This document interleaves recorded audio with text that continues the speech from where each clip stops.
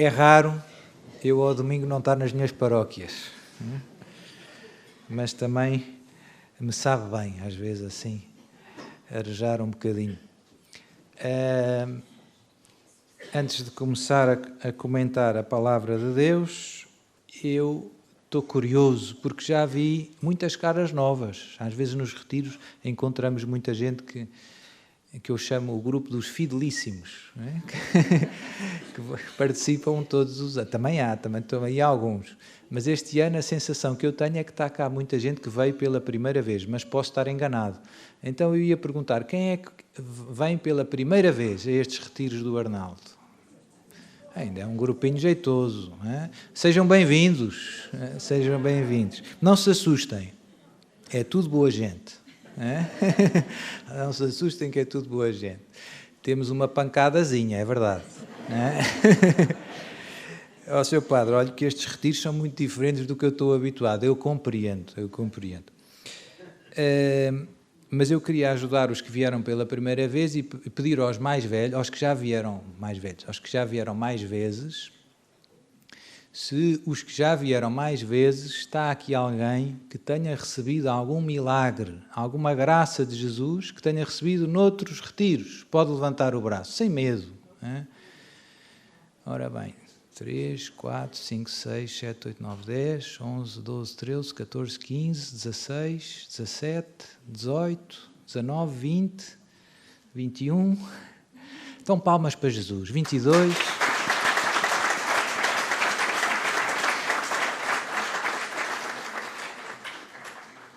Também há muita gente que não está muito habituada a esta ideia que Jesus faz milagres em 2024. Que ideia!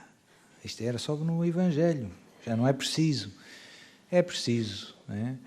É Jesus que se compadeceu do leproso, eu já vou falar do Evangelho, também se compadece de ti e de mim. É uma boa notícia, não é?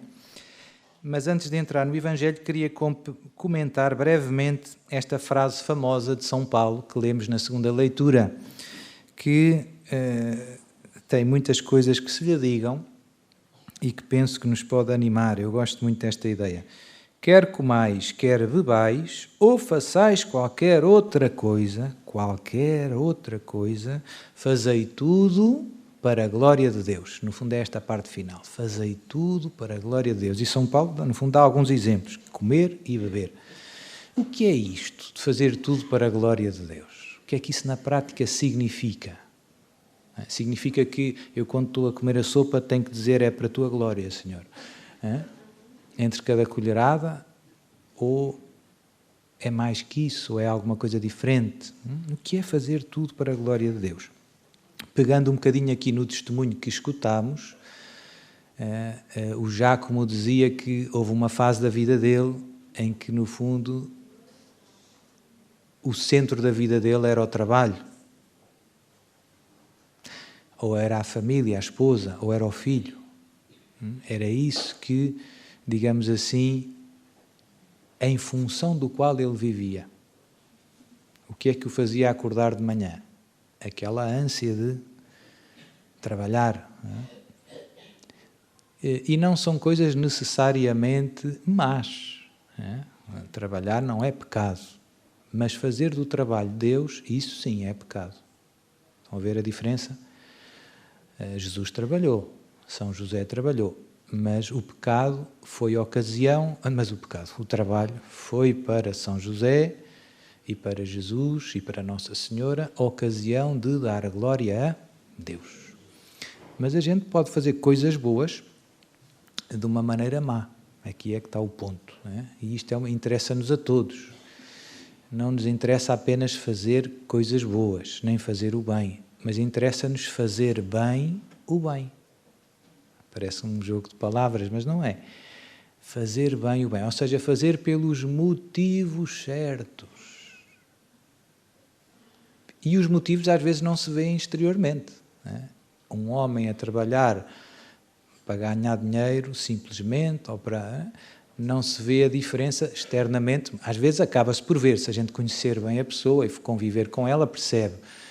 Mas assim, à primeira vista, uma pessoa a trabalhar, uma pessoa a trabalhar para a glória de Deus e uma pessoa a trabalhar por Amor ao dinheiro é igual. É igual. E isto, portanto, é uma coisa que nos interessa pensar nisto. Porque nós podemos fazer tantas coisas boas, no fundo o nosso dia-a-dia está cheio de atividades, algumas, se nós consideramos assim um pouco mais indiferentes, né? Lavar a louça, ou sei lá o quê, achamos que nem nos lembramos que isso pode ser para a glória de Deus, e outras, como vir aqui ao retiro, que a gente acha que estas é que são a sério. E aqui a boa notícia é que, eu gosto muito desta ideia, eu prego muitas vezes sobre isto, que é tudo aquilo que é honesto é ocasião de amar a Deus. Comer e beber. Eu gosto de comer. E eu posso comer por amor a Deus. Hoje a irmã Laís fez anos.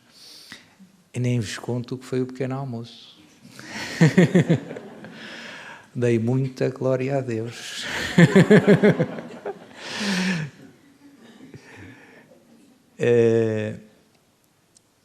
E isto é uma ótima notícia. Porque às vezes nós parece que estamos à espera de, digamos assim, ações mais extraordinárias, mais heroicas, que é verdade que implicam uma virtude maior, né? O martírio, o dar testemunho, o lá no trabalho, tomar uma posição, isso implica virtude, certamente que sim. Pois há outras coisas que aparentemente são mais banais, que não custam nada. Comer um crepe com Nutella. Não, parece que não implica virtude nenhuma, né? Mas aqui o ponto é, se nós só estivermos à espera daquelas que implicam uma virtude heroica, vamos desperdiçar quase tudo na nossa vida de ocasiões para encontrar e servir e amar a Deus. E por isso, conselho de amigo, o melhor é a gente aproveitar o que tem entre as mãos para amar a Deus. Porque se ficamos à espera do dia em que eu vou fazer uma coisa qualquer e fui despedido porque disse que Jesus é o Senhor lá no meu trabalho, esse dia se calhar não vai chegar nunca. Esse dia se calhar não vai chegar nunca. Portanto, o melhor é lavar a louça por amor a Deus. Se calhar o melhor é lavar o carro, ou fazer o que fizemos, as nossas atividades normais. As nossas atividades normais dividem-se sobretudo entre trabalho, vida familiar, não é? E se nós quisermos também as nossas obrigações religiosas, estamos aqui hoje é domingo, não é? Na missa, e portanto o segredo não é estar à espera de coisas extraordinárias ou atividade para encontrar Deus, é trazer Deus para dentro de tudo o que fazemos. A única coisa que é incompatível com dar glória a Deus é o... Muito bem, lindos meninos. Esta catequese já... Yes! Fico muito contente de ver que isto já passou. Porque, no fundo, se eu quero lavar a louça, por amor de Deus, se o pecado, por definição, é um desamor. E, portanto, eu não posso amar desamando. É uma contradição, não é? Eu não posso, vou dar uma analogia mais terrena, não é? Eu não posso manifestar o meu amor à minha esposa espetando-lhe uma faca na barriga. Esse ato é incompatível com o amor. Por sua natureza, é um desamor. Não faz sentido, não é? Ou faltando ao respeito, ou, quer dizer, o pecado, ou mentindo, ou traindo, quer dizer, isso é oposto ao amor, é o desamor, não é? E, portanto, o pecado não dá para dar glória a Deus, dito assim de uma maneira simples. É óbvio, não é? Ou devia ser óbvio. Hoje, infelizmente, tem passado muito esta ideia, até dentro da igreja, até alguns pastores, que no fundo parece que já é indiferente o pecado não é? Passa esta ideia de que o pecado e a nossa amizade com Deus, no fundo, são compatíveis. Não. Tal como não é compatível o adultério com a manifestação de fidelidade à esposa. Não é compatível. Não dá para dizer que eu estou a amar a minha esposa com este ato que ofende. que no fundo vai contra as promessas do dia do meu casamento. Eu disse que era todo dela e estou a fazer o oposto. Não é compatível. Já percebi, Sr. Padre. Ótimo, ótimo. Por isso é que a nossa luta contra o pecado é tão intransigente. Porque o pecado não há volta a dar. O pecado não dá para dar glória a Deus. E a luta contra o pecado não é a luta contra o pecador. Também ouvimos aqui nos testemunhos antes o que é que tocou estes jovens que estavam lá bem no fundo do poço. Acho que foi bastante comovente ouvir os testemunhos deles e ver a cara deles, que até custa acreditar. Não é? Eu fui traficante, eu fui não sei o quê, estive preso, e sei lá o quê. E como é que Jesus tão rápido os tirou do buraco? Não é? Eles experimentaram o amor incondicional de Deus e o perdão de Deus e, portanto, Deus ama os pecadores. No fundo, esta foi a experiência deles. Eu sou pecador e Deus ama-me. Há muita gente que custa-lhe a acreditar que Deus possa gostar de mim. Se a minha mulher não gosta de mim, se os meus filhos não gostam de mim, como é que Deus pode gostar de mim? Deus enganou-se, de certeza, eu não presto. Há muita gente que pensa assim. Então tenho muita dificuldade em perceber o amor de Deus. Mas Deus ama cada um de nós, apesar de... Mas esse amor tão forte, tão difícil de perceber, né, de Deus, tão incondicional, ao mesmo tempo, e se nós pensarmos bem, porque gosta dessa maneira louca de nós, odeia tanto aquilo que nos faz mal, que se chama pecado. O mesmo amor pelo pecador de Deus é o mesmo amor que leva Deus a odiar o pecado com tanta, como eu dizia há bocado, intransigência. Não há exceções. Não há exceções. Uma mãe, a mãe destes jovens que estavam aqui, quando via o que a droga estava a fazer aos seus filhos, por amar muito os seus filhos, ela odiava muito aquele vício. É fácil perceber, não é? Portanto, a mãe odiava a droga porque amava os filhos e estava a ver o efeito que a droga tinha nos filhos. Não é? E às vezes nós metemos tudo no mesmo saco, isso dá confusão. Nós às vezes queremos amar o pecador e acabamos a aceitar o pecado. E às vezes queremos odiar o pecado e acabamos a odiar o pecador. Pronto, estes dois erros são frequentes, a gente vê muita gente. Odeiam tanto o pecado que às tantas, sem querer, metem o pecador no mesmo saco e começam a disparar contra o pecador também. Deus quer salvar o pecador. E porque quer salvar o pecador, tolerância zero com o pecado. E, como eu dizia, e vice-versa. Nós às vezes amamos tanto o pecador e fazemos bem, como Deus, mas fazemos mal em começar a dizer que o pecado afinal não é assim tão mal. Isso não é ajuda. Não é? Portanto, se eu amo verdadeiramente o pecador, o pecado está a destruí-lo. A droga está a levá-lo ao buraco. Não é? Porque gosto dele, odeio imenso a droga. Pronto, isto é só uma analogia, uma imagem, mas para percebermos como é que Deus se relaciona connosco.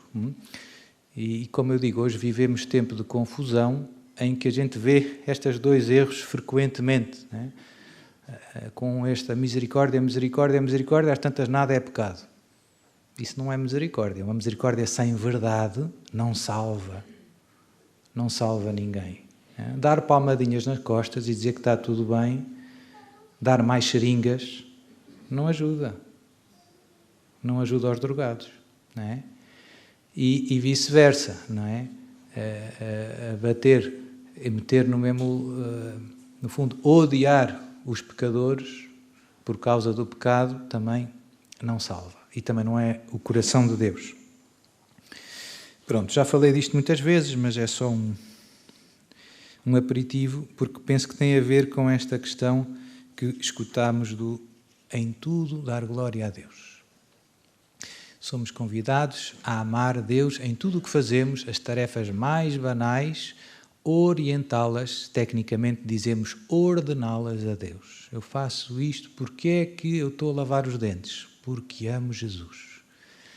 E porque amo Jesus, cuido bem do meu corpo, que é um dom de Deus, e quero que os meus irmãos me vejam, e amo os meus irmãos, portanto eu quero que eles me vejam com os dentes lavados, sem restos do caldo verde. Não têm culpa nenhuma, não é?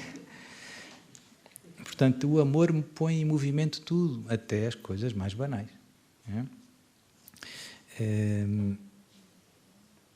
E, portanto, fica aqui o TPC e o desafio de tentar amar a Deus, mesmo naquelas tarefas que parecem mais indiferentes. Fui puro lixo na rua. Vou porque amor a Jesus e por amor aos meus irmãos. Não é? E podemos fazer essas tarefas, como eu dizia, por tantos outros motivos, até honestos, mas que não são o mais importante. Não é? Vou porque sou educado, vou porque sou simpática. Tudo isso é bom? É, mas é pouco para um cristão. É pouco. Não é? O Evangelho de hoje conta-nos mais uma cura de Jesus, calha bem, porque hoje é dia de Nossa Senhora de Lourdes, e no dia de Nossa Senhora de Lourdes, e hoje domingo, é Dia Mundial do Doente. Né? Já falámos aqui algumas ontem também, e hoje já temos estado a rezar por quem está doente. E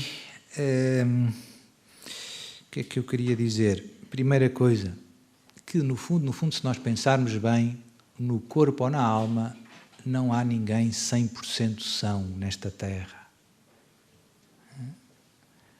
Portanto, hoje podemos fazer os exercícios do costume, virar-nos para o nosso irmão do lado direito: meu irmão, você está doente. Você está doente e se calhar nem sabia. Você está doente. Agora a boa notícia, mas não fique aflito. Está no lugar certo. Jesus quer curar. Jesus quer curar. A nossa saúde física e espiritual, se nós quisermos um conceito de saúde, no fundo, completo, física, moral, espiritual, só vai estar 100% no céu. O pecado feriu a nossa natureza, desequilibrou isto um bocado e por isso padecemos de muitas maneiras. E, portanto, precisamos de médico. E, portanto, precisamos sempre de médico. Mas eu não tenho nenhum cancro, estou bastante bem. Certo, mas tu vires, na alma também há doenças, nos relacionamentos também há doenças, na parte psicológica também há doenças. E, portanto, todos precisamos de médico. Todos precisamos de médico. É um bocadinho como os alcoólicos anónimos, não é? O primeiro passo naquela caminhada é um ato de humildade, é reconhecer que eu preciso de ajuda. Que eu não consigo sozinho descalçar a bota. Não é? Vira-te para o teu irmão do lado direito ou do lado esquerdo, quiserem. Meu irmão, tu não consegues sozinho descalçar a bota. Precisas de Jesus. Então, este é o ponto de partida da nossa salvação. É reconhecer a nossa incapacidade. Eu estou sempre a insistir nisto, porquê? Porque a gente se esquece. Se estivesse tudo bem, se eu estou todo bem, o que é que acontece? Eu penso, erradamente, que não preciso de ninguém, que não preciso de Jesus. Salvação de quê, Sr. Padre? Tenha juízo, está tudo bem, tenho seguro de saúde, tenho um Jeep BMW, tenho uma casa no Algarve, não preciso de nada, está tudo sob controle na minha vida. Achas tu que está tudo sob controle? Mas infelizmente isto acontece, né? E sobretudo às vezes quando somos mais novos, sentimos força e tudo, e a gente pode cair nesta loucura de achar que, como as crianças que aprendem a andar, naqueles primeiras semanas acham que já não precisam de segurar a ninguém, até ao primeiro com força, não é? Depois mandam ali um pomba, e assim nós fazemos espiritualmente. Achamos às vezes, eu já sei, já larga a mão, não me chateis, quero ir sozinho. Pois é, depois acaba mal. Então, a cena do Evangelho hoje é muito bonita, muito comovente. Um leproso veio ter com Jesus, prostrou-se de joelhos, o que temos estado a fazer, e suplicou-lhe. E é muito bonito, suplicou-lhe de uma maneira delicada. Se quiseres, podes curar-me. Eu gosto assim deste se quiseres, porque às vezes nós quase que queremos forçar Deus. Senhor, tens que fazer isto, porque eu quero. E eu é que sei. Tu fazes o que eu te mando. Às vezes pervertemos o nosso lugar na nossa relação com Deus. Eu quero ser Deus e Deus é que tem que fazer o que... E Deus é que é o meu servo. Cuidado. Temos que nunca nos esquecermos qual é o nosso lugar. É verdade que, à medida que cresce a nossa intimidade com Deus, a nossa confiança, acontece um pouco isso. Jesus quis lavar os pés aos discípulos. São Pedro ficou meio embaraçado. Deve ter corado. Senhor, mas tu vais-me lavar os pés? Isto é ao contrário. Eu é que devia. E Jesus diz, pois é, mas é assim que eu quero. Portanto, nosso Deus é um Deus maravilhoso que, no fundo, quer pôr-se ao nosso serviço. Custa a acreditar. O Criador do céu e da terra quer nos lavar os pés. Custa a acreditar. Mas é assim. Mas isto não tira, como eu dizia, o que eu dizia antes. Mas Deus não deixa de ser Deus e eu não deixo de ser quem sou. Filho de Deus, convidado a entregar-me totalmente a Dele e eu é que o devo servir. E por isso é bom este se quiseres. Ou seja, Senhor, a tua vontade, tu é que sabes mais. No fundo, este se quiseres implica isto, está lá escondido. Eu estou a pedir a Deus, mas eu tenho noção que eu posso estar a pedir uma coisa que se calhar não é o melhor de tudo. Se quiseres, se achares que é bom, se achares que é o melhor para mim, eu gostava disto. É engraçado que os filhos aos pais também deviam pedir assim. Pai, eu queria uma bicicleta nova, mas não sei. Tu é que sabes se é oportuno, se é bom para mim. Portanto, este se quiseres implica tanta coisa bonita. E isto já fica aqui um TPC para a nossa vida de oração.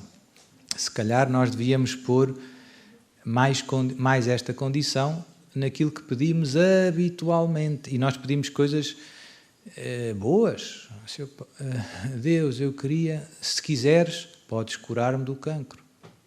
Mas Deus não quer curar do cancro? Não sei. Houve muitos santos que morreram com cancro. Seu Pai, então, mas eu vim aqui ao retiro por causa do cancro. Deus sabe mais. Deus sabe mais. Deus sabe que há coisas que podem ser muito importantes na nossa santificação, na salvação da nossa alma e na santificação e salvação dos nossos irmãos. A pequena Santa Jacinta Marto, quando estava a morrer já doente, Nossa Senhora apareceu-lhe e perguntou-lhe se ela queria ir já para o céu ou se ainda queria sofrer mais um bocado para salvar pecadores. Não sei se se lembram dessa passagem. Normalmente a gente não memoriza muito aquilo que não nos interessa. Não é? Mas não estou a dizer nenhuma mentira. E o que é que ela respondeu? Que sim, que queria sofrer mais para salvar mais pecadores. E o fim dela foi duro, duro mesmo. Morreu sozinha, longe da família, longe dos amigos. Portanto, este sofrer foi mesmo, não foi a brincar. Mas ela fê-lo com muita alegria, ou seja, alegria no sentido profundo, não é? Com muito gozo de poder salvar mais almas para Jesus. Não é? Portanto, quando eu peço a Deus que me cure no cancro, se calhar era melhor fazer como ao leproso. Se quiseres, Senhor Jesus, se for bom para a salvação da minha alma, para a minha santificação, para a salvação dos meus irmãos, cura-me deste cancro.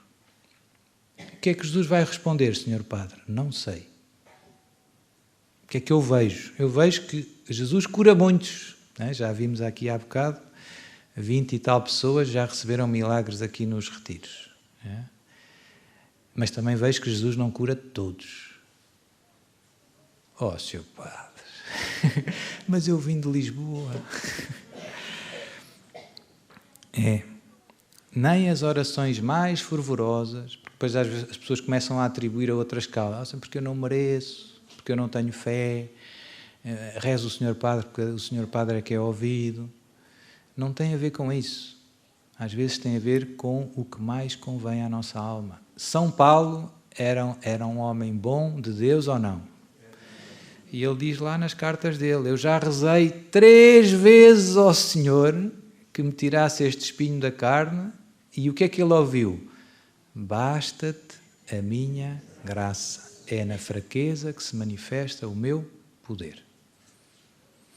E, portanto, precisamos de pedir a Deus que nos ajude nisto, porque às vezes encalhamos ali, e se Deus não faz a minha vontade, eu começo a duvidar do amor de Deus. Será que Deus me ouve? Porque é que Deus não me ouve? Mas eu estou a pedir uma coisa boa, mas Deus está a querer dar uma coisa melhor. Se quiseres, podes curar-me. Aqui a tradução, neste caso, a palavra curar-me, obviamente que dá para traduzir, senão não estava aqui, mas se a gente fosse ver o texto grego, literalmente se quiseres, podes purificar-me, ou limpar-me, seria mais literal. Porque a lepra era considerada uma impureza. No Antigo Testamento, na lei de Moisés, eu já falei um bocadinho também, em algumas ocasiões, é uma coisa que nos faz um bocado de confusão perceber. Havia alguns preceitos da lei, havia 3 grupos principais, os chamados preceitos morais, que têm a ver com as virtudes, com o que devemos fazer, com o que devemos evitar, com o que é pecado, digamos assim, com o que agrada a Deus. Esses preceitos morais não foram abolidos por Jesus, ou seja, dito assim, simplificando, os 10 mandamentos continuam em vigor. Né? E pelo contrário, Jesus até elevou as exigências morais da lei de Moisés. Ouviste o que foi dito, mas eu vos digo, quem desejar, quem olhar, quem disser, já pisou o risco. Né? Portanto, Jesus elevou a exigência da lei de Moisés, do ponto de vista moral. E depois havia outros 2 grupos de preceitos, os chamados preceitos, se nós quisermos, penais, judiciais, era uma espécie de código civil, código penal, porque no fundo era uma lei para fundar um povo, de alguma maneira. Isso foi abolido, e agora nós observamos basicamente as leis justas do Estado, da nação, do país, do clã, da tribo, do que for. É o dai a César o que é de César, inclui isso. E havia outro grupo de preceitos, que eram os preceitos cultuais, litúrgicos, se nós quisermos dizer assim, que tinham a ver com o ordenamento do culto. E na lei de Moisés estava previsto que tipos de sacrifícios se ofereciam, que tipos não sei o quê, qual eram os paramentos do padre, o templo, etc, etc, etc. Estava tudo lá escritinho. E isso também foi abolido, renovado na Nova Aliança. A Nova Aliança tem um só sacrifício, que é o sacrifício da cruz, tem um só sacerdote, que é Jesus, que é participado pelo sacerdócio batismo e pelo crisma e pelo ministério ordenado. São maneiras diferentes de participar no mesmo sacerdócio de Cristo. E por aí vai, não é? Sacramentos diferentes, etc. E dentro destes preceitos cultuais, ligados ao culto, havia a chamada, os preceitos da pureza ritual. Portanto, não eram morais, não eram pecados, mas eram coisas que se tinham a observar por causa do culto. Se alguém tocasse num cadáver, ficava impuro. Não tinha pecado, mas ficava impuro, ou seja, não podia entrar no templo de Jerusalém. Primeiro tinha que se purificar. Se o contacto com o sangue, alguns animais não se podiam comer.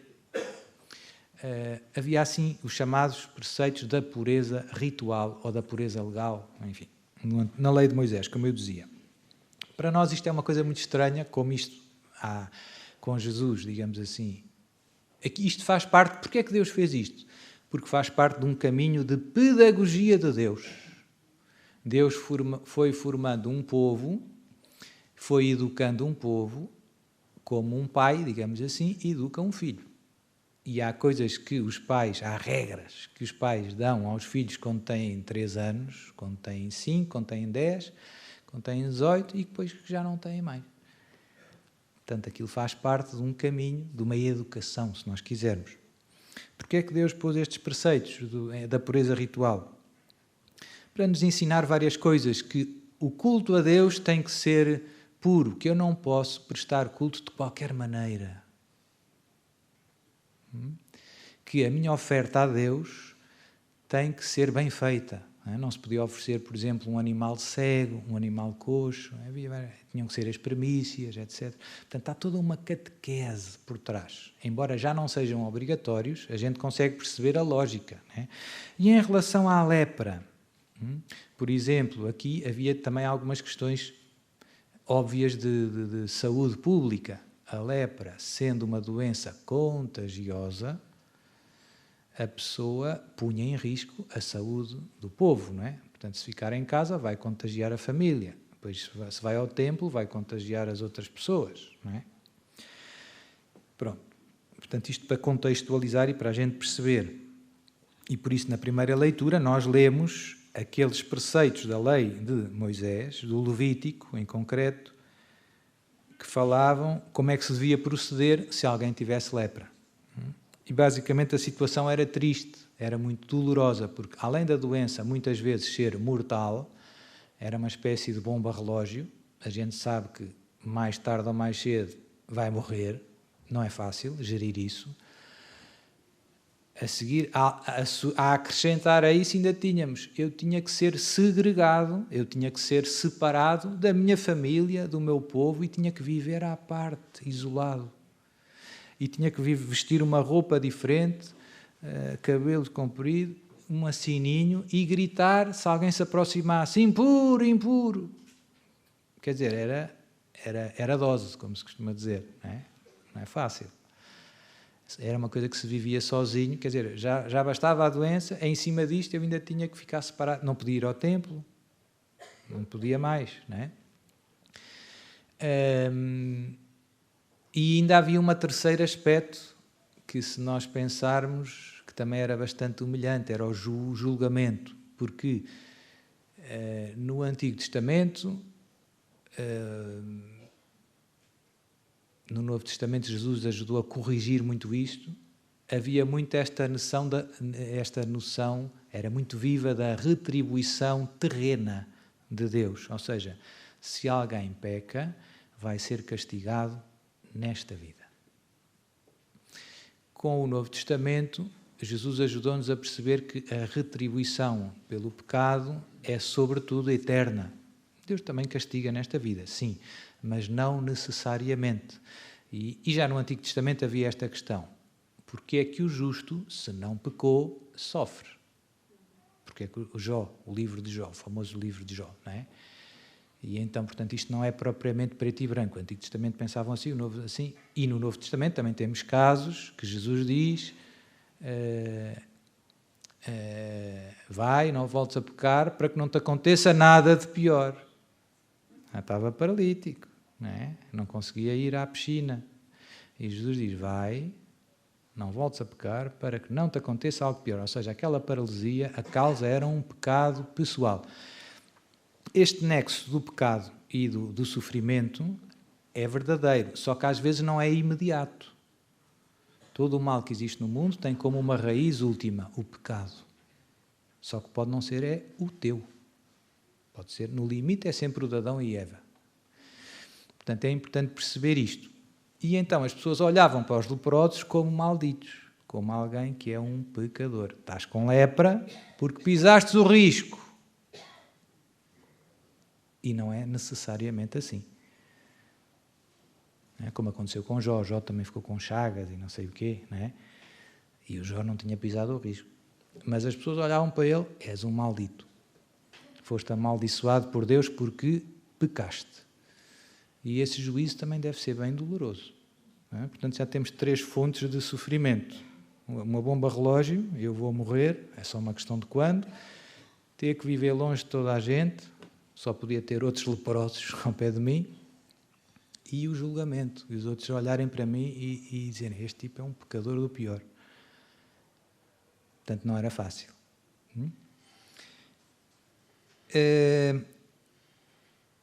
Jesus, o que é que diz o Evangelho? Jesus, compadecido, é a mesma coisa de ontem. Jesus, tenho pena desta multidão. Há 3 dias que não comem, se eu os mandar para casa, vão desmaiar pelo caminho. Jesus, compadecido, é sempre o amor de Jesus que põe tudo em movimento. Se Jesus não tivesse compadecido, se Deus Pai não tivesse compadecido contigo, não tinha... Deus amou tanto o mundo que mandou o seu Filho unigênito para que todo aquele que nele crer não pereça, mas tenha a vida eterna. É o amor de Deus que explica tudo. Não há outro motivo. Senão não se percebe. Jesus, compadecido, estendeu a mão, tocou-lhe, e aqui é muito impressionante porque, segundo a lei de Moisés, se alguém tocar num cadáver ou num leproso, fica automaticamente impuro. Portanto, os outros, mesmo os apóstolos, devem ter visto o braço de Jesus assim a aproximar-se do leproso e eles, ai, ele vai fazer, tocou, pim! Não pode.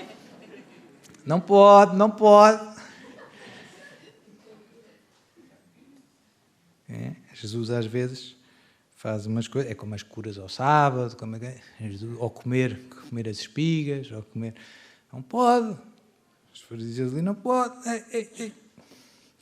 E Jesus tocou e disse, quero, fica limpo. E é muito bonito porque é o médico dos médicos, não é? Que lição é que Jesus nos quer dar? Ou que Deus nos quer dar? Que Ele é o médico, no mesmo instante a lepra deixou-o e ele ficou limpo.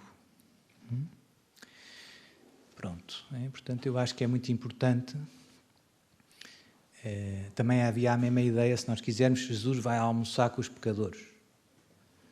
E diz, não pode, não deve, más companhias corrompem bons costumes. Diz-me com quem andas, dir-te-ei quem és. Um comilão e um babarrão, quer é festa. E Jesus explicou. Eu não vim chamar os justos, vim chamar os pecadores. Não são os sãos que precisam de médico, são os doentes. Então é bom que isto... Jesus não veio para nos dar palmadinhas e para nos confirmar no pecado. Veio para nos salvar. Né? Portanto, Jesus é o médico. E esta cena do leproso é forte por isso. Né? Lembra-nos esta verdade. E tudo isto é uma grande analogia. Graças a Deus, a lepra hoje é rara. Cá em Portugal nem sei se há alguém. Mas o pecado, infelizmente, não é. E a maior lepra é esta lepra da alma, a que chamamos pecado. E este pedido, se nós quiséssemos dizer, como eu dizia na tradução mais forte, Senhor, se quiseres podes limpar-me, aplica-se a ti. Senhor, se quiseres podes limpar-me, aplica-se a ti e a mim. Porque no fundo, o pecado não nos larga. Estou a dizer a verdade ou estou a dizer mentira? Pronto. Agora a boa notícia. Como é que Jesus nos toca e nos limpa? Através da confissão. Yes! Isto que Jesus fez com o leproso, continua a fazer, hoje já fez várias vezes, ali na confissão. Jesus toca e quero fica limpo, e este fica limpo acontece em cada confissão bem feita. Em cada confissão bem feita. Yes! E por isso é que eu recomendo, e no fundo a recomendação nem é minha, se nós pensarmos, Nossa Senhora pediu os 5 primeiros sábados, já falámos um bocadinho. Nossa Senhora o que é que pediu? Que quer que durante 5 meses consecutivos, no primeiro sábado, se confessem. Pois. Pois, não é? Confessem, comunguem, rezem o terço, meditem. Portanto, Nossa Senhora recomenda-nos a ir ter com Jesus e a deixá-lo limpar-nos. A confissão, no fundo, limpa-nos.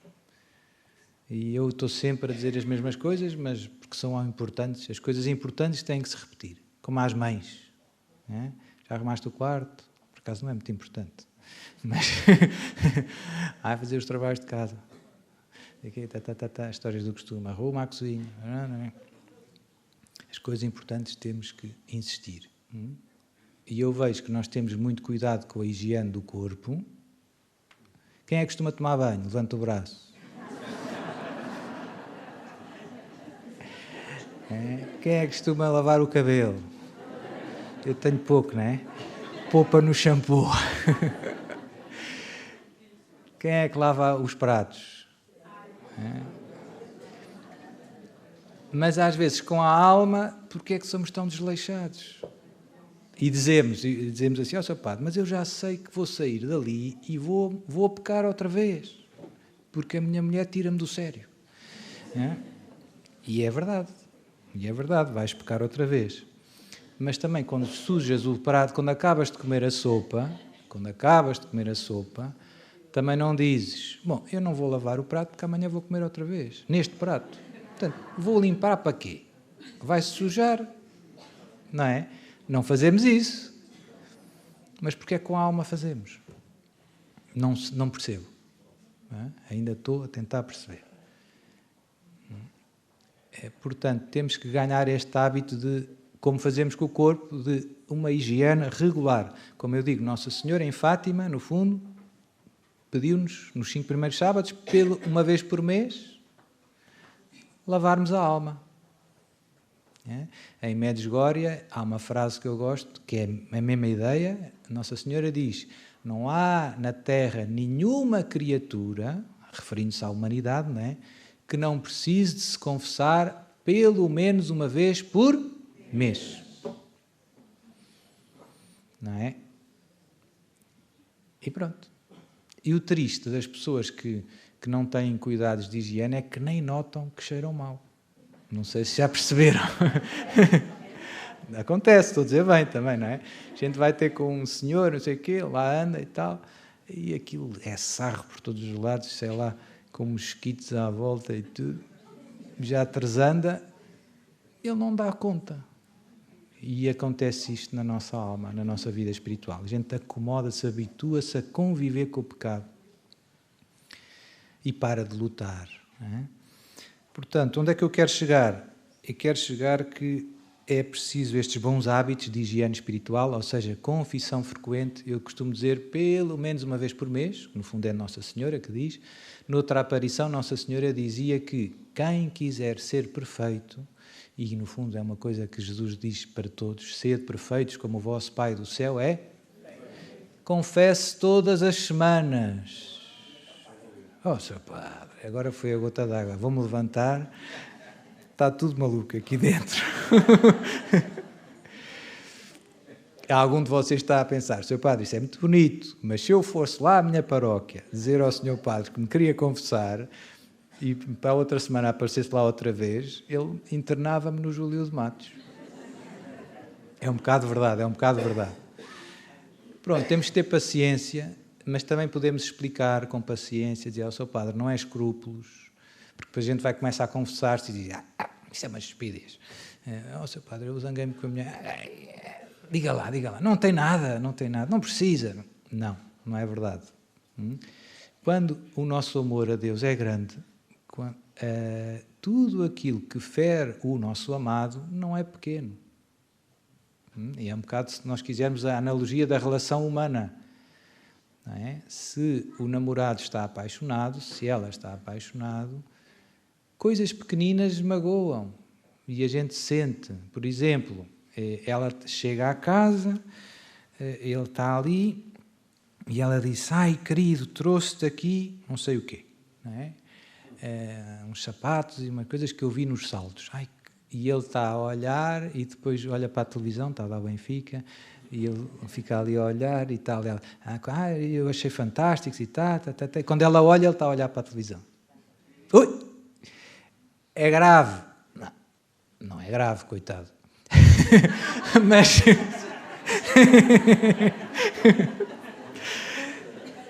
Mas, porém, contudo, né? Mas, porém, contudo, magoa. Mas fere, não é? Ou seja, o Benfica está a roubar o meu lugar no teu coração, não é? E pronto, e por isso é bom a gente arrepender-se destas coisas e pedir perdão, e mesmo humanamente, uns aos outros. Às vezes, os outros até dizem: isso que estupidez, não é preciso pedir desculpa por isso. Mas eu recomendo, é bom pedirmos desculpa aos nossos irmãos, mesmo pelas pequenas falhas. A gente acorda no dia seguinte, normalmente Deus diz-nos, à noite, ou quando a gente faz o nosso exame de consciência, se formos rezar, ficou aqui algo mal resolvido. Foste um bocadinho duro naquela resposta. Não te perdeste um bocado a paciência, ou foi, e depois nada, no dia seguinte, irmã Laís, desculpe lá, olha, foi sem querer. Não devia ter dito isto assim e tal. Por acaso, com a irmã Laís, é tudo 5 estrelas. E pronto. E, portanto, faz bem à nossa alma. E o mesmo com Jesus, como eu dizia, pelo menos uma vez por mês. Porque há sempre coisinhas. Há sempre um pozinho. Há sempre um pozinho. Na melhor das hipóteses. E depois, estes hábitos de higiene espiritual têm uma coisa fantástica, que é, são o melhor antibiótico, são o melhor remédio para não cair nos pecados grandes. Não é? Se eu pedir desculpa, distraí-me com o Benfica, etc. Quer dizer, quem cuida ao pequeno mantém a guerra longe dos grandes. Porque não se chega aos grandes de um dia para o outro. É um processo. É um processo em que a gente vai cedendo, a gente vai parando de lutar, vai concedendo espaço ao pecado no nosso coração, devagarinho. E depois, quando damos conta, aquilo já está um mato. Como no jardim. Um mato não cresce de um dia para o outro. Começa com uma pequenina erva daninha. Aquilo não é giestas, não é que eu acordo no dia seguinte nem se vê o vizinho. Não. Foi devagarinho, foi-me desleixando. Fui-me desleixando. Pronto, portanto, leprosos somos todos e todos precisamos de fazer com sinceridade esta oração. Senhor, se quiseres, podes purificar-me, lavar-me, limpar-me, curar-me, sobretudo do pecado, que é a raiz de todos os males, que é a única coisa que nos separa de Jesus, de Deus. Que Deus nos dê esta graça de estarmos todos bem cheirosinhos espiritualmente. Que assim seja.